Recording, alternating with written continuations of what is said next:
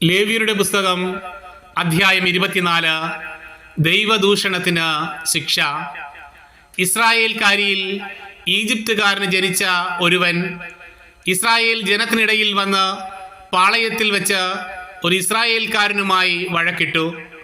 Israel സ്ത്രീയുടെ മകൻ തിരുനാമത്തെ ദുഷിക്കുകയും ശപിക്കുകയും ചെയ്തു. അവർ അവനെ മോശയുടെ അടുക്കൽ കൊണ്ടുവന്നു. അവൻ്റെ അമ്മയുടെ പേര് ഷെലോമിത്ത് എന്നായിരുന്നു. അവൾ ദാൻ ഗോത്രത്തിലെ ദിബ്രിയുടെ മകളായിരുന്നു. അവർ അവനെ കർത്താവിൻ്റെ ഹിതം അറിയുന്നതുവരെ തടവിൽ വെച്ചു.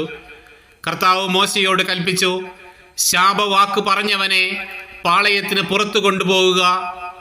അവൻ പറഞ്ഞത് കേട്ടവരെല്ലാം അവൻ്റെ തലയിൽ കൈവച്ചതിനു ശേഷം ജനം അവനെ കല്ലെറിയട്ടെ.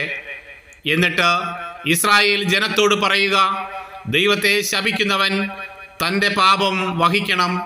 കർത്താവിൻ്റെ നാമം ദുഷിക്കുന്നവനെ കൊന്നുകളയണം.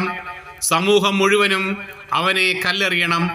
സ്വദേശിയോ വിദേശിയോ ആകട്ടെ, കർത്താവിൻ്റെ നാമം ദുഷിക്കുന്ന ഏവനും വധിക്കപ്പെടണം.